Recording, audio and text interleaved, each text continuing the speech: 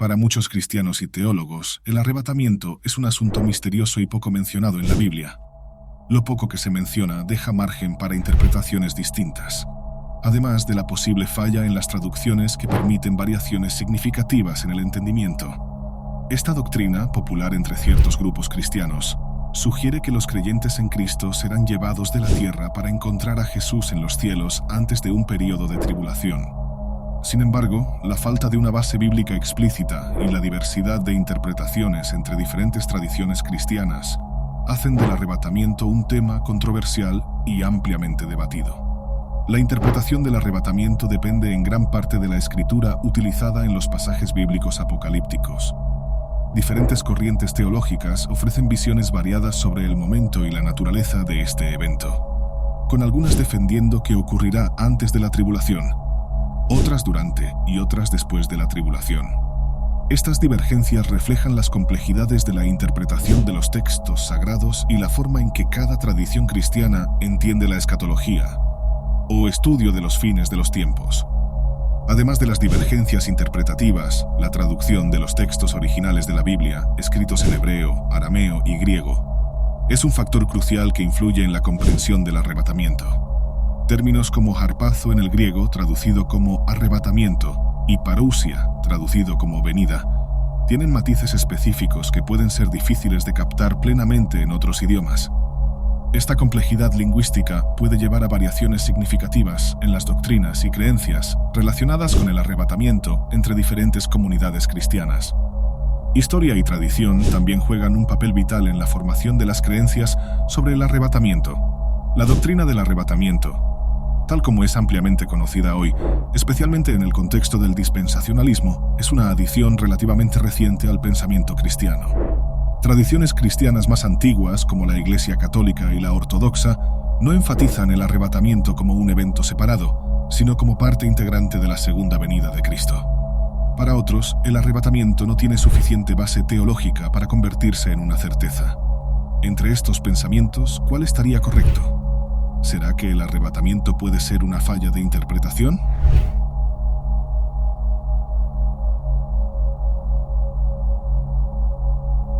Saludos a todos. Si estás interesado en magia, alquimia, cábala, filosofía o la historia del ocultismo, asegúrate de suscribirte aquí en Camino Eterno. Cada suscripción es un gran apoyo para los videos que hago en mi canal. La teología del arrebatamiento, conforme interpretada por muchos cristianos alrededor del mundo, posee varios principios. Primero, claro, el arrebatamiento, la desaparición súbita de los cristianos en cualquier momento. Pero específicamente un arrebatamiento pretribulación, significando que esta remoción súbita de los cristianos ocurre antes de un periodo de dificultades globales y sufrimientos llamado tribulación. Durante este periodo, un enemigo humano llamado Anticristo surgirá. Finalmente, al final de la tribulación, ocurre la segunda venida.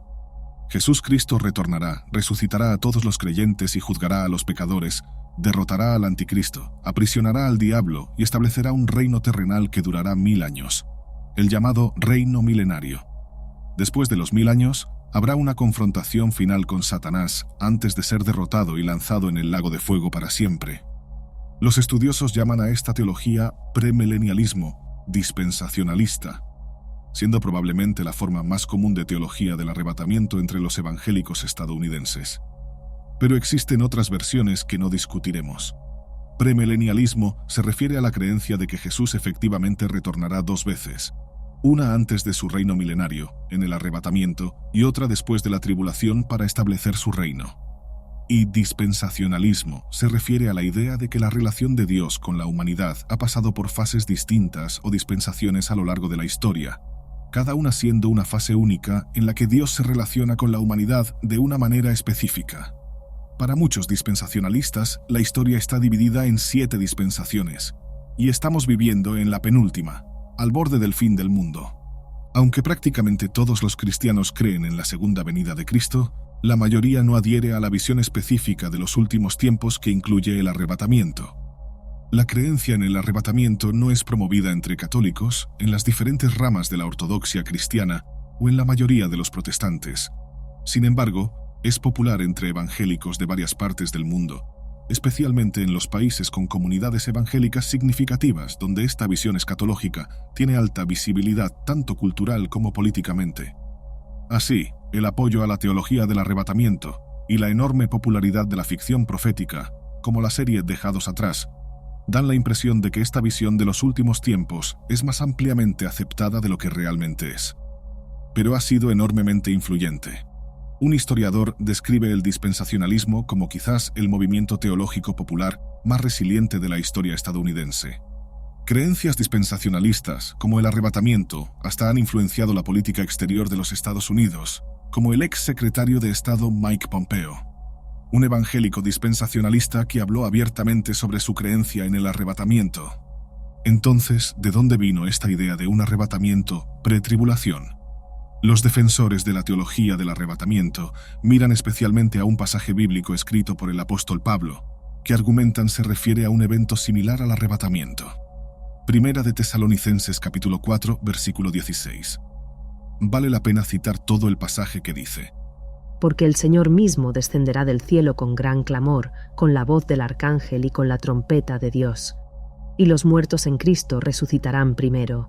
Luego nosotros, los que estemos vivos, seremos arrebatados juntamente con ellos en las nubes para recibir al Señor en el aire, y así estaremos siempre con el Señor. ¿Qué significa esto? Primero, es importante destacar que los estudiosos no están seguros. Es famoso por ser uno de los pasajes más confusos del Nuevo Testamento, como dicen los estudiosos Candida Moss y Joel Baden. A pesar de los muchos estudios sobre este pasaje, el contexto cultural e intelectual de ser arrebatado en las nubes sigue siendo oscuro. Decir que permanece oscuro es una forma académica de decir que no sabemos qué quiere decir Pablo aquí. Pero algunas explicaciones pueden ser sacadas de este pasaje. Este versículo viene de una carta que Pablo escribió a una iglesia preocupada de que el retorno de Cristo no había ocurrido aún, especialmente porque algunos miembros de la congregación ya habían muerto sin experimentar la segunda venida. Esto no debería pasar. Ellos deberían presenciar la inauguración de un nuevo reino, no simplemente morir. Entonces Pablo ofrece una interpretación de lo que sucederá a aquellos que ya murieron y termina el pasaje con: Por lo tanto, consuélense unos a otros con estas palabras. Él estaba tratando de confortar a un grupo de cristianos que creían que el retorno de Cristo ya debería haber sucedido. El estudioso del Nuevo Testamento, Helmut Köster, argumenta que la imagen militar imperial antigua está implícita en este pasaje. El texto dice: El Señor mismo descenderá del cielo con gran clamor, con la voz del arcángel y con la trompeta de Dios. Esta descripción puede ser vista como reminiscencia de la imagen de un emperador visitando una colonia o provincia, siendo escoltado por trompetas y otros símbolos de autoridad. Cuando Pablo dice que ellos encontrarán al Señor en los aires, esa palabra es la traducción del término griego apantesis, que es un término técnico para el acto de salir a encontrar a un dignatario o monarca de otra ciudad. Por lo tanto, según la interpretación de Köster, compartida por otros estudiosos como Bart Ehrman, las personas encontrando a Cristo en las nubes son básicamente una delegación imperial de emisarios saliendo a encontrar al emperador. Köster argumenta que no tiene sentido entender este pasaje como una declaración sobre el arrebatamiento de los creyentes al cielo. En su estudio sobre este pasaje, el Dr. Moss y el Dr. Baden ofrecen otra interpretación complementaria, argumentando que Pablo puede haber sido influenciado por ideas judías antiguas de que el pueblo elegido de Dios ganará literalmente la capacidad de volar en el fin de los tiempos. El texto clave aquí es Isaías 60, versículo 8. ¿Quiénes son estos que vuelan como nubes y como palomas a sus ventanas? Aunque esto se refiere a las velas blancas de un barco trayendo a los israelitas de vuelta de la diáspora, teólogos judíos posteriores interpretaron este texto apocalípticamente. Aquellos que vuelan como nubes son literalmente personas que volarán en el fin del mundo. Por ejemplo, un fragmento del texto rabínico llamado Talmud dice: En el futuro, el santo elevará Jerusalén 3 parasangas de altura, y si piensas que es doloroso subir hasta allí, la Escritura enseña: ¿quiénes son estos que vuelan como nubes, como palomas a sus ventanas? Por lo tanto, según esto, en el fin de los tiempos, Jerusalén será una ciudad flotante, pero afortunadamente podrás alcanzarla porque volarás. Esta idea se repite en múltiples textos rabínicos, no solo en el Talmud. Vale mencionar que estos textos son muy posteriores a las cartas de Pablo, Pero Moss y Baden teorizan que las ideas encontradas en estos textos pueden remontar al tiempo de Pablo, y que estas personas siendo llevadas en Primera de Tesalonicenses capítulo 4 pueden ser vistas como viajando vía nube para alcanzar la Jerusalén del fin de los tiempos flotando en el cielo. ¿Permanecen allí? Los estudiosos no saben. La frase «así estaremos con el Señor para siempre» puede implicar que permanecen en las nubes, aunque, como vimos con estudiosos como el Dr. Koester, otros argumentan que Pablo probablemente asumió que estas personas entonces retornarían a la tierra. Independientemente de esto, este pasaje no está describiendo un arrebatamiento. Pablo está describiendo el evento de resurrección en el fin de los tiempos, el mismo evento que él describe en otros lugares, como en 1 Corintios 15, cuando dice que nuestros cuerpos serán transformados en cuerpos inmortales en un instante. Pero ahora lo está describiendo con una metáfora colorida de escoltar a Jesús como un emperador a la ciudad.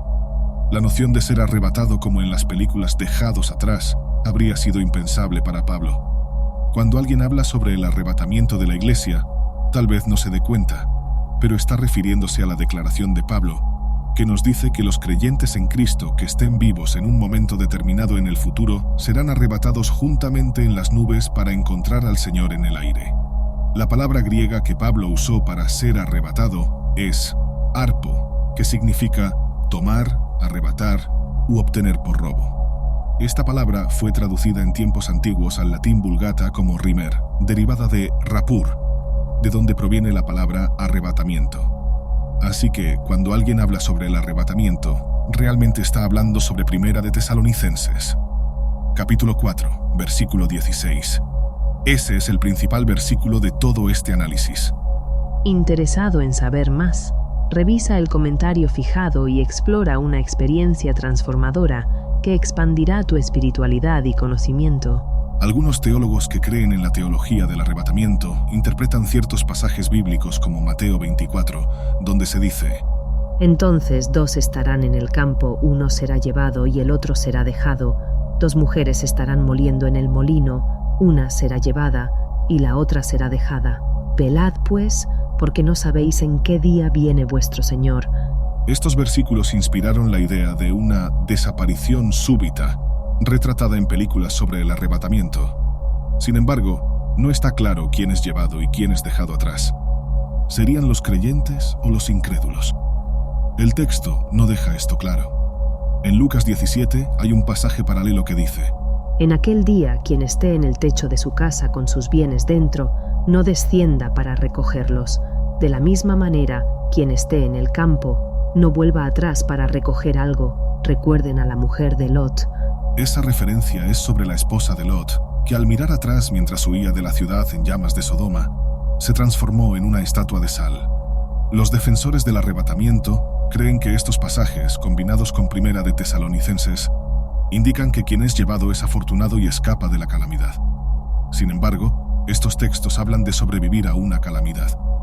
En Mateo 24, el desastre es un diluvio. Así que quien es llevado es desafortunado, llevado por la inundación, mientras que los que se quedan son salvados. Sin el pasaje de 1 de Tesalonicenses, nadie pensaría que estos pasajes hablan de un arrebatamiento. El Nuevo Testamento menciona la segunda venida de Cristo, pero estos versículos aislados no hablan de una desaparición súbita de los cristianos en el fin de los tiempos. Esta idea se desarrolló con el tiempo y se convirtió en un conjunto de creencias extraídas de varios pasajes bíblicos diferentes, que no fueron originalmente escritos para ser interpretados juntos. La idea del arrebatamiento pretribulación está frecuentemente asociada a John Nelson Darby, quien en el siglo XIX desarrolló y popularizó la teología dispensacionalista. Sin embargo, hay pistas de que cristianos antiguos podrían haber creído en algo similar, aunque no igual al arrebatamiento dispensacionalista moderno. Estas pistas vienen de textos antiguos y medievales, analizados principalmente por teólogos evangélicos pro arrebatamiento. Ejemplos incluyen el Apocalipsis de Elías, escrito en el siglo III después de Cristo, y el Apocalipsis de Pseudo-Efrén, escrito en el siglo VII. Ambos describen eventos en los que cristianos son rescatados de calamidades, pero no exactamente de la misma manera que el arrebatamiento moderno. En el Apocalipsis de Elías, los cristianos son arrebatados por ángeles a un lugar seguro en la tierra, mientras que en el Apocalipsis de Pseudo-Efrén, se menciona a los santos siendo reunidos antes de la tribulación. Pero el texto es contradictorio y sugiere que los cristianos aún están en la tierra durante la tribulación. El estudioso David Malcolm Bennett dice que estos textos antiguos no apoyan la idea de un arrebatamiento pretribulación como se imagina hoy, sino más bien la protección de los santos durante la tribulación. Por lo tanto, la visión moderna del arrebatamiento es una interpretación más reciente y específica que no refleja necesariamente el pensamiento original de esos textos antiguos. Esta creencia en el arrebatamiento, la idea de que los creyentes en Jesús Cristo serán llevados al cielo antes de un periodo de tribulación en la tierra, ganó popularidad principalmente a partir del siglo XIX, pero existen indicios de que ideas similares pueden haber sido sostenidas por algunos cristianos mucho antes de esto. Avanzando hacia el cambio del siglo XIV, un documento fechado alrededor de 1307 llamado La historia del hermano Dulcino menciona una enseñanza similar al arrebatamiento entre una orden monástica renegada llamada Hermanos Apostólicos, liderada por un fraile conocido como Dulcino. Este grupo fue violentamente perseguido por la Iglesia Católica y sus líderes fueron quemados en la hoguera. El texto dice que los miembros de los Hermanos Apostólicos serían arrebatados al cielo 3 años y medio en el reinado del Anticristo, y de esta manera serían preservados ilesos de la persecución del Anticristo. Después de la muerte del Anticristo, el propio hermano Dulcino regresaría a la tierra como papa. Vale mencionar que este texto fue compuesto por un opositor de los Hermanos Apostólicos, por lo que debemos ser escépticos sobre si el texto relata con precisión su teología. Pero, ya sea que Dulcino haya sostenido esta creencia o no, algunos teólogos pro-arrebatamiento en los últimos años han sostenido esto como un ejemplo de que la idea de un arrebatamiento pre-tribulación fue sostenida por al menos algunos cristianos antes de los años 1800, aunque con algunos cambios importantes. Es importante observar que el texto dice que Dulcino y sus seguidores serían transferidos al paraíso, no toda la cristiandad, solo los seguidores de Dulcino, y hay poca indicación de que Jesucristo esté realizando el arrebatamiento y retornando aquí es el propio hermano Dulcino, quien regresa a la tierra.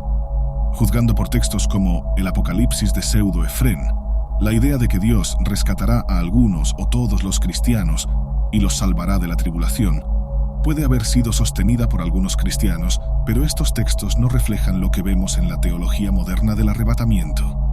2 de nuestros 3 ejemplos parecen sugerir que los cristianos permanecen en la tierra durante la tribulación, y el tercer ejemplo solo describe un pequeño grupo de discípulos de un hombre.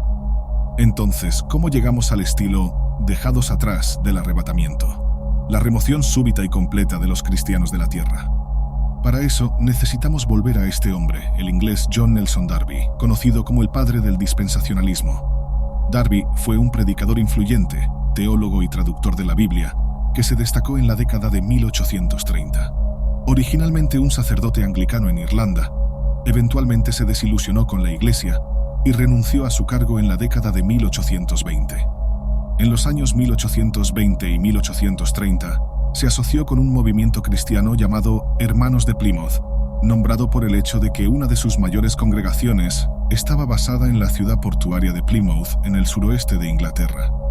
Los Hermanos de Plymouth eran un grupo de cristianos anti-establishment que rechazaban el clero profesional. Eran muy críticos de las iglesias establecidas como la Iglesia de Inglaterra y alegaban leer la Biblia literalmente. Ahora, decir que Darby inventó el dispensacionalismo en general y el arrebatamiento específicamente es probablemente una exageración. El concepto de dispensaciones precede a Darby, y en la época, el premilenialismo ya era una idea sostenida por algunos cristianos anglicanos en los círculos intelectuales ingleses e irlandeses, aunque más en los márgenes de esos círculos intelectuales. Además, un teólogo bautista llamado Morgan Edwards, que estaba activo décadas antes de Darby a lo largo de los años 1700, parece haber enseñado una versión del arrebatamiento que también lo colocaba antes de la tribulación. Entonces, aunque Darby no estaba inventando ideas de la nada, podemos definitivamente decir que él sistematizó y popularizó la idea del arrebatamiento dentro de su complejo sistema teológico, que se volvió muy popular. Podemos trazar una línea directa de influencia desde Darby hasta la serie Dejados Atrás, en el siglo XXI. Darby argumentó que la historia está dividida en dispensaciones, que definimos al inicio de este video como eras discretas durante las cuales Dios se relaciona con la humanidad de diferentes maneras. Formulaciones populares posteriores dividen la historia en 7 dispensaciones. La primera comienza con la creación y termina cuando Adán y Eva pecan contra Dios. La siguiente es la dispensación antediluviana o el tiempo antes del diluvio, que va de Adán a Noé y termina con el gran diluvio descrito en el libro de Génesis.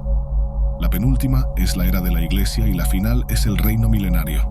Ahora las divisiones exactas de Darby no son tan claras. Él parece haber dividido la historia así, comenzando con Noé y terminando con la última dispensación que comienza con el arrebatamiento. Darby argumentó que estas dispensaciones eran un ciclo de altos y bajos, siempre terminando en tragedia, siempre con los humanos fallando, la caída de la humanidad en el pecado, el diluvio de Noé, el exilio babilónico, desastre tras desastre tras desastre. Como formulaciones posteriores, Darby creía que estamos viviendo en la penúltima dispensación, la era de la Iglesia, pero incluso esta dispensación está encaminada hacia la ruina. Como otros hermanos de Plymouth, él pensaba que la mayoría de las iglesias establecidas en esta era habían caído en la apostasía. Él creía que solo un pequeño remanente de cristianos estaba verdaderamente destinado a la salvación.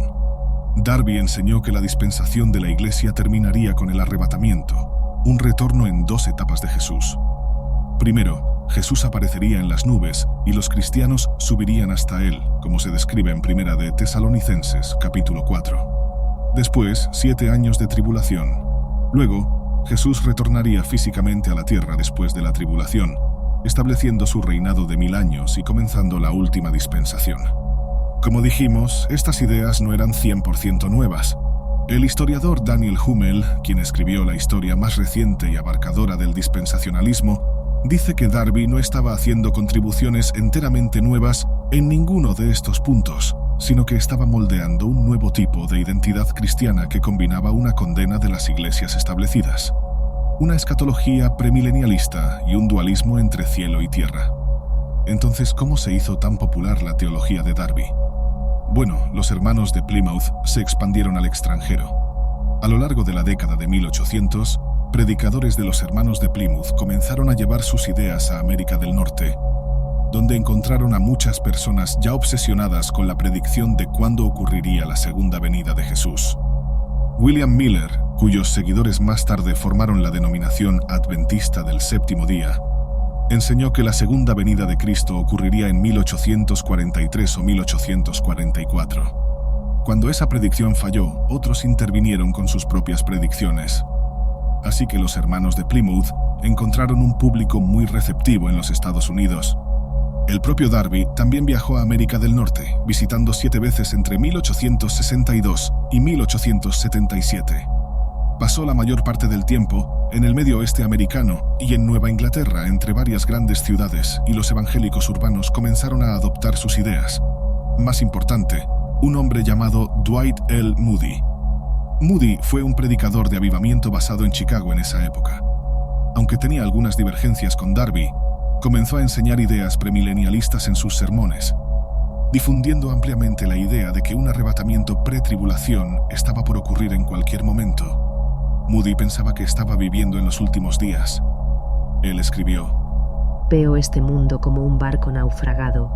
Dios me dio un bote salvavidas y dijo: Moody, salva a todos los que puedas. Pero la teología del arrebatamiento realmente explotó en los Estados Unidos gracias a este hombre, Cyrus Scofield. Fue un soldado confederado que se convirtió en simpatizante de la Unión.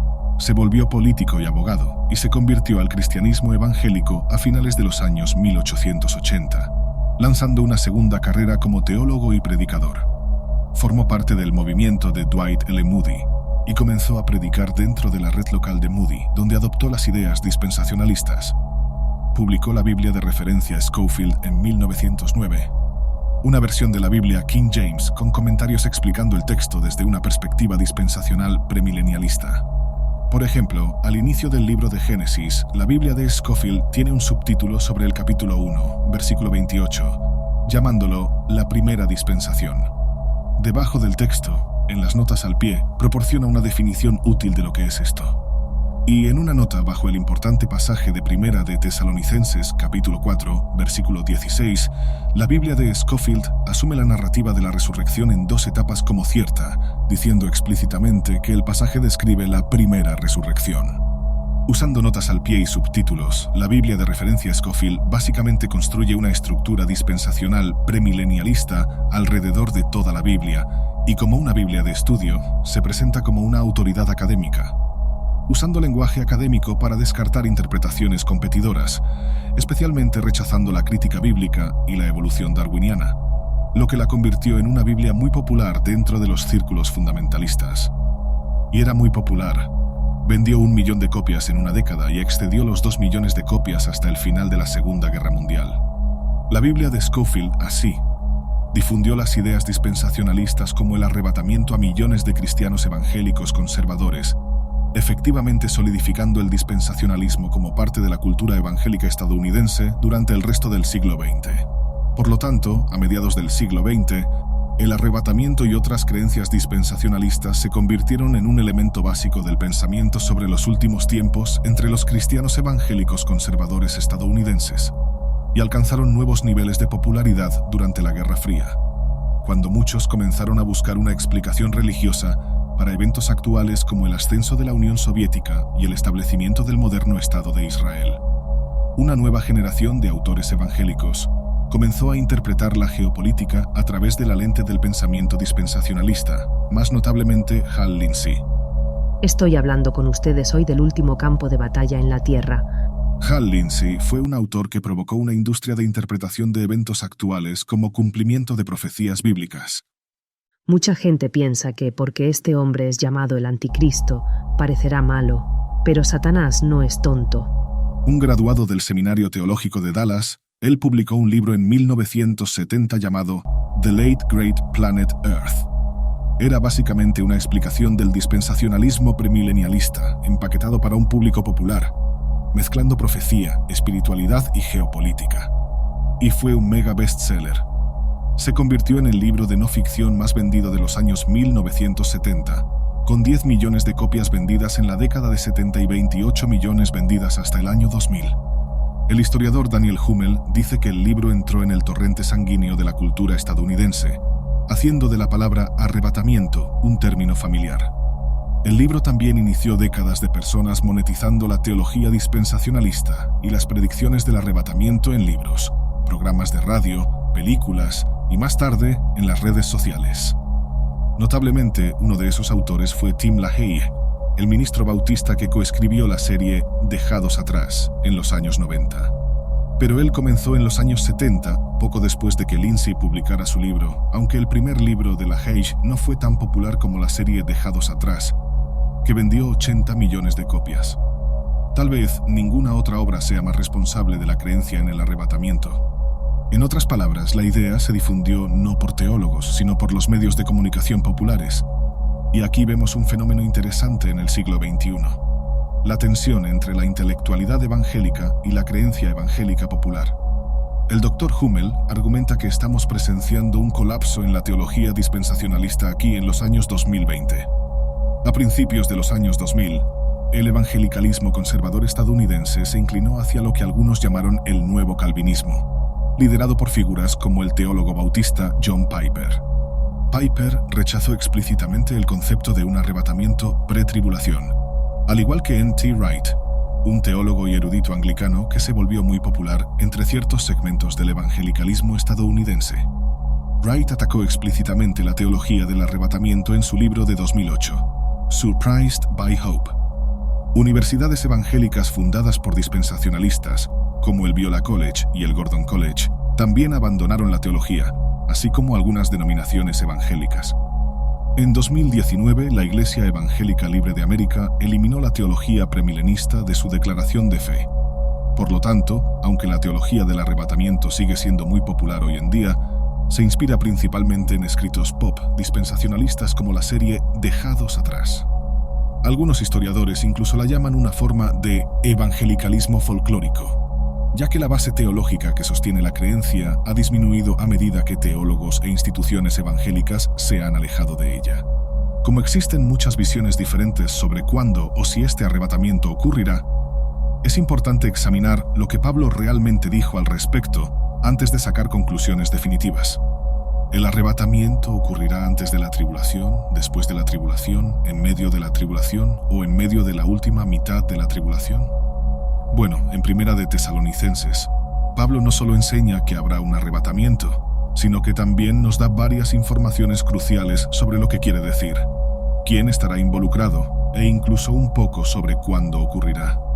Con esto en mente, vamos a sumergirnos en Primera de Tesalonicenses.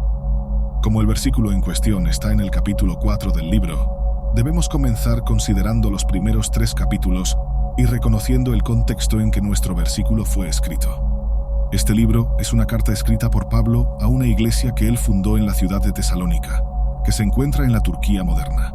Podemos leer sobre cómo comenzó la iglesia en Hechos 17, donde descubrimos que cuando Pablo llegó a la ciudad, razonó y predicó el evangelio a los judíos y griegos de la ciudad.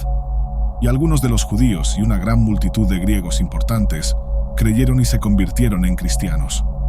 Sin embargo, los judíos de la ciudad que no creyeron se enojaron y respondieron a esta ola de conversión formando una multitud e iniciando un tumulto. Afirmaron ante las autoridades de la ciudad que estos cristianos eran rebeldes porque enseñaban que había otro rey además de César, a saber, Jesucristo. De esto podemos suponer que la enseñanza de Pablo a los tesalonicenses en los días o semanas antes de este tumulto debe haber incluido el relato del sermón del Monte de los Olivos de Jesucristo, porque en ese sermón, registrado para nosotros en Mateo 24, Jesús enseñó a sus apóstoles sobre su futuro regreso para reclamar el reino del mundo. Es fácil ver cómo una enseñanza sobre el retorno futuro de Cristo para establecer su reino podría ser interpretada como traición contra el César romano. Y esa fue exactamente la acusación hecha contra Pablo y los cristianos por la multitud. El libro de Hechos nos dice que este tumulto resultó en la huida de Pablo de la ciudad para salvar su vida, y probablemente dentro de un año después de su partida, Pablo estaba escribiendo esta carta a los tesalonicenses para acompañarlos después de escuchar un buen informe de su aprendiz Timoteo sobre su iglesia. En el capítulo 1 leemos una introducción en la cual Pablo expresa cómo está agradecido a Dios por los cristianos en la ciudad, diciendo que se volvieron a Dios, abandonando los ídolos, y ahora servían al único Dios verdadero y esperaban a su Hijo del cielo, Jesús, que nos libra de la ira futura. Otro indicador de su conciencia de la profecía del fin de los tiempos. Pablo continuó en el capítulo 2, recordando a la iglesia su servicio fiel al Señor, mientras estaba con ellos y observando que había sufrido mucho con la persecución pagana, así como ellos. Los tesalonicenses aparentemente todavía estaban siendo perseguidos por las mismas facciones que habían iniciado el tumulto cuando Pablo estaba con ellos. Entonces, en el capítulo 3, escribió que nadie debería moverse por estas aflicciones que estaban enfrentando, porque sabían que estaban destinados a ellas. Pues de hecho, cuando estábamos con ustedes, dijimos antes que deberíamos sufrir tribulación. Aquí Pablo recuerda a los tesalonicenses una verdad que él ya sabía que ellos conocían, porque él fue quien la enseñó mientras estaba con ellos. Esto explica por qué en su segunda carta a ellos, en Segunda de Tesalonicenses 2, escribió sobre el anticristo diciendo: Y ahora ustedes saben lo que lo detiene para que él sea revelado a su tiempo. Pablo no escribió estas cartas para mí o para ti. Él las escribió para los cristianos tesalonicenses, y su enseñanza está basada en lo que él sabía que ellos ya habían sido enseñados. Este pasaje en Segunda de Tesalonicenses también refuerza nuestra suposición de que la Iglesia debía estar familiarizada con la enseñanza profética sobre el regreso de Cristo y la gran persecución por el anticristo que Jesús dijo que precedería. Si Pablo les había enseñado las palabras de Cristo sobre eventos proféticos, entonces es razonable suponer que probablemente les habría transmitido la misma enseñanza registrada para nosotros en el Evangelio de Mateo, capítulo 24, donde encontramos el discurso del Monte de los Olivos. Con todo esto en mente, llegamos al capítulo 4, donde Pablo, en el versículo 13, volvió a hablar sobre el sufrimiento que habían experimentado en Tesalónica, ofreciendo palabras de consuelo para aquellos cuyos seres queridos habían sido muertos. Pero no queremos que ustedes sean ignorantes, hermanos, sobre aquellos que duermen, para que no se entristezcan como los otros que no tienen esperanza. Pues si creemos que Jesús murió y resucitó, así también Dios traerá con Jesús a aquellos que en él duermen. Les decimos a ustedes por la palabra del Señor, nosotros, los que estemos vivos y permanezcamos hasta la venida del Señor, de ninguna manera precederemos a los que duermen, Pues el propio Señor descenderá del cielo con un clamor, con la voz del arcángel y con la trompeta de Dios, y los muertos en Cristo resucitarán primero. Después nosotros, los que estemos vivos y permanezcamos, seremos arrebatados juntamente con ellos en las nubes para encontrar al Señor en el aire, y así estaremos para siempre con el Señor. Por lo tanto, confórtense unos a otros con estas palabras. De lo que leemos en este pasaje hasta ahora, este evento de arrebatamiento podría ocurrir en cualquier momento en la línea del tiempo profética. La única visión que podemos descartar hasta ahora es la afirmación de que no habrá arrebatamiento. Claramente, si la palabra arrebatamiento significa arrebato, entonces habrá un arrebatamiento en algún momento en el futuro, porque Pablo claramente enseña que habrá un arrebatamiento. También podemos determinar a partir de estas palabras quién estará incluido en el arrebatamiento. Aquí dice los muertos en Cristo, lo que nos enseña claramente que son aquellos con fe en Cristo que murieron. Y esto obviamente implica que nosotros, los que estemos vivos y permanezcamos, también se refiere a cristianos creyentes, ya que es para quienes Pablo estaba escribiendo. En otras palabras, podemos concluir que este no es solo un arrebatamiento real, sino también un arrebatamiento de todos los santos, todos los creyentes en Cristo, tanto los que están muertos en este momento como los que aún están vivos. Esto obviamente incluye a los creyentes que estaban esperando fielmente al Mesías en los tiempos del Antiguo Testamento, antes de que Jesús viniera y muriera por nuestros pecados. Siéntanse libres de estar en desacuerdo con esto, pero el texto implica que todos los muertos en Cristo, un título que significa Mesías, están incluidos en este arrebatamiento. En el próximo versículo, que comienza el capítulo 5, Pablo anticipa la próxima pregunta natural que sus lectores tendrían sobre este arrebatamiento. ¿Cuándo ocurrirá? Pero, hermanos, acerca de los tiempos y de las ocasiones, no necesitáis que se os escriba, porque vosotros mismos sabéis perfectamente que el día del Señor vendrá como ladrón en la noche. Noten nuevamente la declaración de Pablo de que los tesalonicenses ya sabían perfectamente sobre el tiempo de los eventos ligados al arrebatamiento, y luego procedió a citar el discurso del Monte de los Olivos de Jesús en Mateo 24, 36, donde Jesús dijo: Pero de aquel día y hora nadie sabe.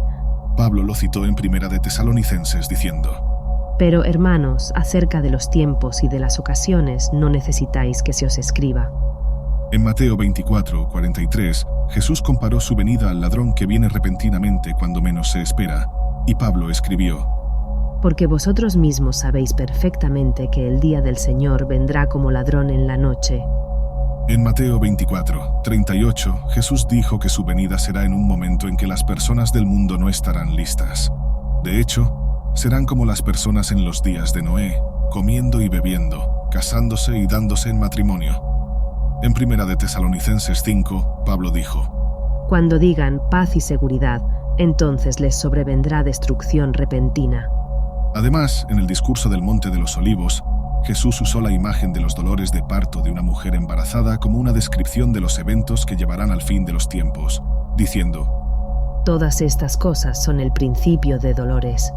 Jesús estaba simbolizando que todas las cosas perturbadoras que sucederán entre su primera y segunda venida no serán señales de su venida, sino que serán como dolores que una mujer siente durante su larga espera por el nacimiento de su hijo. Continuarán sucediendo hasta que llegue el nacimiento. Pablo repite estas palabras de Cristo diciendo: Entonces le sobrevendrá destrucción repentina, como los dolores de parto a una mujer embarazada. Y luego Jesús concluyó su discurso diciendo en Mateo 24, 42: Velad pues, porque no sabéis a qué hora ha de venir vuestro Señor. Y continuó dándoles una parábola en el capítulo 25 sobre las damas de honor que estaban durmiendo cuando debían estar vigilando la llegada del novio. Pablo dice lo mismo en Primera de Tesalonicenses 5, 6. No durmamos pues como los demás, sino vigilemos y seamos sobrios. Entonces, establecemos con confianza que en este pasaje Pablo estaba explicando la enseñanza de Jesús que leemos en Mateo 24. Y como la primera parte del capítulo 5, donde Pablo citó a Jesús, está ligada a la última parte del capítulo 4 por la conjunción, pero necesitamos considerar la posibilidad de que la declaración de Pablo sobre el arrebatamiento de los santos en el capítulo 4 también fuera una reformulación de las palabras que Cristo enseñó en el discurso del Monte de los Olivos. De hecho, parece que este es ciertamente el caso, especialmente porque Pablo dijo: Porque esto os decimos por la palabra del Señor, antes de enseñar sobre el arrebatamiento. Jesús mencionó un arrebatamiento en Mateo 24, 40, diciendo: Entonces, estando dos en el campo, será llevado uno y dejado el otro. Moliendo dos mujeres en el molino, será llevada una y dejada otra. Por lo tanto, esto significa que Jesús también enseñó sobre el arrebatamiento, solo que no lo llamó arrebatamiento. Pablo lo llamó arrebatamiento, y Jesús lo describió como un tomar a las personas de la tierra. Podemos concluir entonces que para entender completamente a Pablo sobre este asunto, necesitamos tener una comprensión exhaustiva de la enseñanza de Cristo en el discurso del Monte de los Olivos, que por cierto es una enseñanza que Jesús dijo que estaba basada en el libro de Daniel. Él afirmó: quien lee, entienda, significando que necesitaríamos leer el libro de Daniel si esperamos entender su enseñanza. En otras palabras, necesitamos entender a Daniel para entender a Jesús en Mateo 24, y necesitamos entender a Jesús en ese mismo versículo para entender a Pablo en Primera de Tesalonicenses 4 y 5. Están inextricablemente ligados y cada profecía se basa en la anterior. Ahora, ¿qué podemos aprender sobre el arrebatamiento en Primera de Tesalonicenses? Ya vimos que ciertamente habrá un arrebatamiento en algún momento en el futuro, cuando las personas serán arrebatadas de la tierra. También sabemos que las personas que serán arrebatadas serán creyentes en Cristo, tanto vivos como muertos. Algunos han sugerido que cuando Jesús dijo que dos estarían en el campo, uno sería llevado y el otro dejado, se refería a la recolección de personas incrédulas para ser juzgadas. Pero ahora hemos demostrado concluyentemente que eso no puede ser lo que Jesús quiso decir, ya que Pablo lo citó cuando habló sobre el arrebatamiento de aquellos que están en Cristo. Ese tomar, entonces, no es de los incrédulos siendo llevados para juicio, sino de los creyentes siendo llevados para estar para siempre con el Señor. Además, ahora podemos concluir algunas cosas significativas sobre cuándo ocurrirá este arrebatamiento, al estudiar Daniel, Mateo 24 y Primera de Tesalonicenses juntos. Daniel capítulo 9 nos dice que habrá un periodo de 7 años en el futuro que contará hasta que el Señor regrese en juicio sobre el mundo para establecer su reino eterno. Los teólogos frecuentemente se refieren a este tiempo como la tribulación. Algunos argumentan que el arrebatamiento mencionado por Jesús y Pablo ocurrirá antes de que estos 7 años comiencen. Esta visión se llama el arrebatamiento pretribulación. Otros argumentan que ocurrirá al final de estos 7 años, cuando Jesús esté descendiendo para juzgar al mundo. Ellos dicen que Él llamará a su pueblo para encontrarse con Él en el aire. Esta es la visión post-tribulación del arrebatamiento. Otros creen que el arrebatamiento ocurrirá en varios momentos dentro de esos 7 años, sea justo antes del punto medio del año, llamada la visión mid-tribulación, o justo antes de que los peores juicios sean derramados sobre el mundo, llamada la visión preira. Entonces, ¿cuál es la correcta? Bueno, realmente solo hay una de estas visiones que se ajusta a lo que Jesús y Pablo describen en los dos pasajes que hemos discutido. En Mateo 24 aprendemos que el arrebatamiento ocurrirá justo antes de un cierto periodo de tiempo mencionado por Daniel. Pablo llamó a este periodo tiempos y épocas, citando las palabras de Jesús sobre el día y la hora desconocidos. Leemos que ese periodo de tiempo, el día y la hora y los tiempos y épocas, comenzará cuando las personas estén diciendo paz y seguridad, y cuando estén comiendo, bebiendo, casándose y dándose en matrimonio, como si nada en el mundo estuviera mal.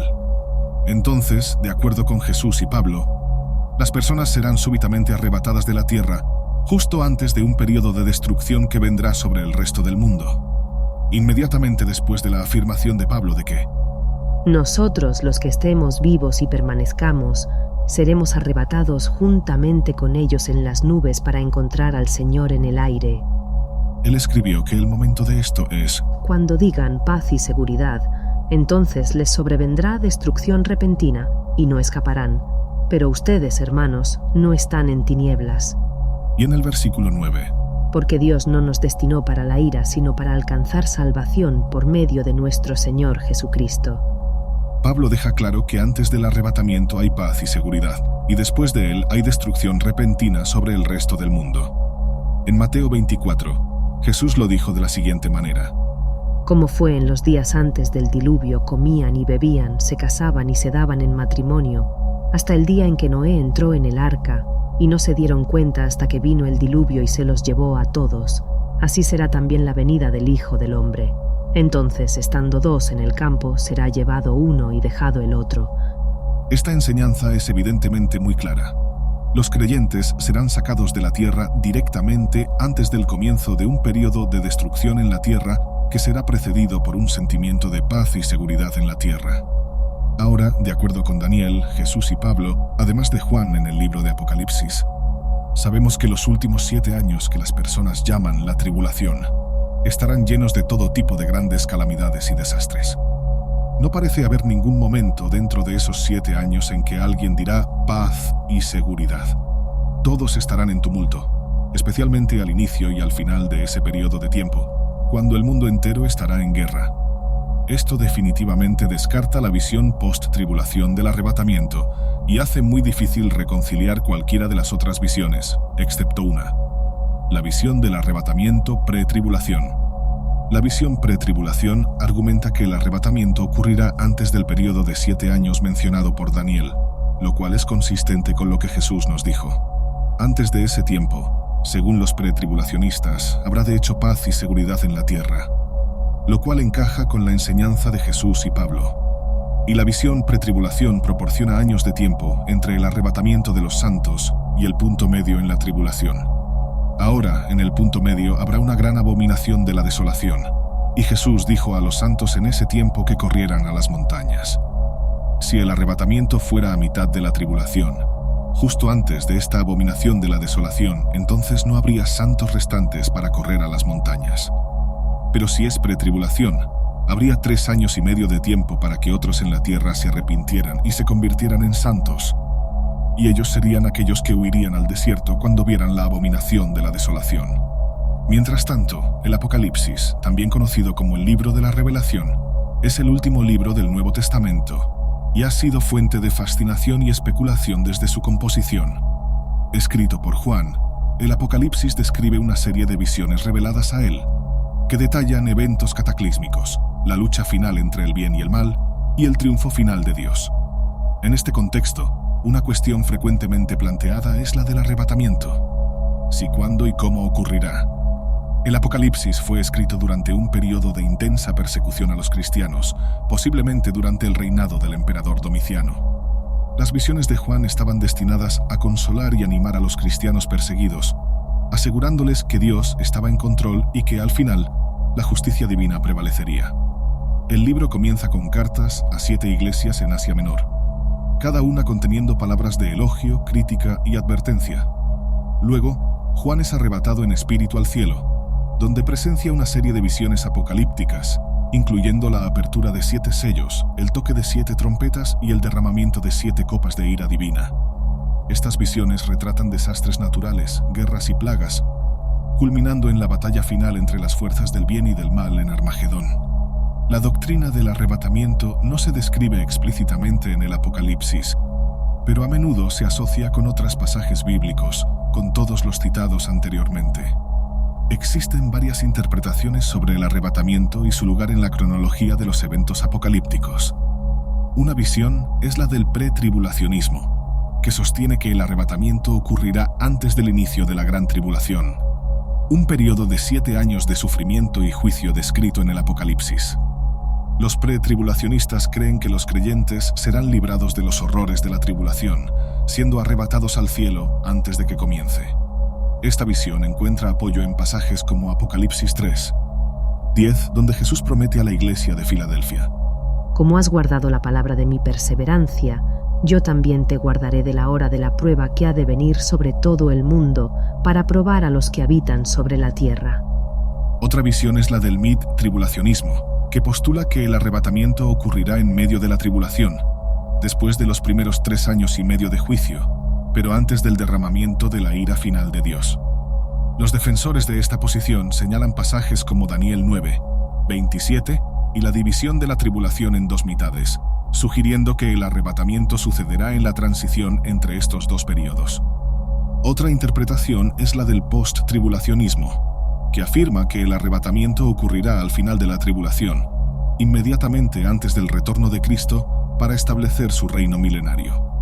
Esta visión sostiene que los creyentes pasarán por la tribulación, pero serán protegidos por Dios durante ese tiempo. Ellos señalan pasajes como Mateo 24, donde Jesús describe su venida. Inmediatamente después de la tribulación de aquellos días, y envía a sus ángeles para reunir a los elegidos desde los 4 vientos, de un extremo al otro de los cielos. Además de estas interpretaciones, también existe la visión del arrebatamiento parcial, que sugiere que solo los creyentes más fieles serán arrebatados antes de la tribulación, mientras que otros creyentes pasarán por ella para ser purificados y preparados para la venida de Cristo. Independientemente de la visión adoptada, el Apocalipsis describe un periodo de intensa prueba y juicio, seguido por la victoria final de Cristo sobre las fuerzas del mal. Después de la destrucción de Babilonia, la ciudad simbólica del pecado y la rebelión contra Dios, Juan ve la victoria final de Cristo en el Armagedón, donde las fuerzas del mal son derrotadas y lanzadas al lago de fuego. A continuación, Juan describe la resurrección de los muertos y el juicio final, donde todos serán juzgados de acuerdo con sus obras y aquellos cuyos nombres no están escritos en el libro de la vida serán lanzados al lago de fuego. Finalmente, Juan ve una nueva creación. Vi un nuevo cielo y una nueva tierra, porque el primer cielo y la primera tierra pasaron, y el mar ya no existe. Vi también la ciudad santa, la nueva Jerusalén, que descendía del cielo de parte de Dios, ataviada como una novia adornada para su esposo. En esta nueva creación, Dios habitará con su pueblo y Él enjugará toda lágrima de sus ojos y la muerte ya no existirá. Ya no habrá luto, ni llanto, ni dolor, porque las primeras cosas pasaron. Además, la exégesis bíblica, interpretación crítica y explicativa de las Escrituras, es un proceso que toma en consideración el contexto histórico, cultural y literario del texto. Muchas veces, los pasajes que se interpretan como evidencia del arrebatamiento se comprenden mejor como metáforas o símbolos dentro de un contexto apocalíptico. El apocalipticismo bíblico utiliza frecuentemente lenguaje figurado para describir eventos futuros, y la interpretación literal de estas figuras puede llevar a malentendidos. El examen lingüístico también es crucial. La Biblia fue escrita en hebreo, arameo y griego, y cada idioma posee matices que son difíciles de capturar completamente en traducción. Por ejemplo, en el Nuevo Testamento griego, palabras como parousia, presencia o venida, y apocalipsis, revelación, tienen significados específicos en el contexto de la escatología, estudio de los fines de los tiempos, que pueden interpretarse de varias maneras. Traducir e interpretar estas palabras requiere una comprensión profunda de las lenguas originales y del contexto en que fueron usadas. Dado el panorama teológico y lingüístico, es difícil afirmar categóricamente que el arrebatamiento ocurrirá exactamente como se describe en algunas interpretaciones populares. Muchas tradiciones cristianas, incluyendo la Iglesia Católica, Ortodoxa y muchas denominaciones protestantes, no enseñan el arrebatamiento pretribulacionista como una doctrina central. En cambio, se enfocan en la segunda venida de Cristo y en la esperanza de la resurrección y del juicio final. No obstante, es importante notar que el arrebatamiento, tal como lo comprenden muchas tradiciones cristianas modernas, no es un concepto ampliamente y claramente detallado en las Escrituras. Hay solo unos pocos pasajes en la Biblia que mencionan o sugieren eventos similares al arrebatamiento, lo que deja bastante espacio para interpretaciones variadas. Los principales pasajes que hablan sobre el arrebatamiento son interpretados de maneras diferentes por diferentes grupos cristianos. Por eso, el arrebatamiento no puede ser confirmado de manera definitiva, ya que aparece pocas veces en la Biblia y deja margen a diversas interpretaciones que pueden ser correctas o incorrectas. En vista de esto, dime, ¿tú crees en el arrebatamiento? Gracias por ver. Si te gustó el video, ve Los orígenes del anticristo y el real significado del 666, la marca de la bestia, donde explicamos de dónde surgió el término anticristo. Por favor, haz clic en el botón de me gusta y si eres nuevo aquí, haz clic en suscribirte y en la campanita al lado para recibir futuras notificaciones.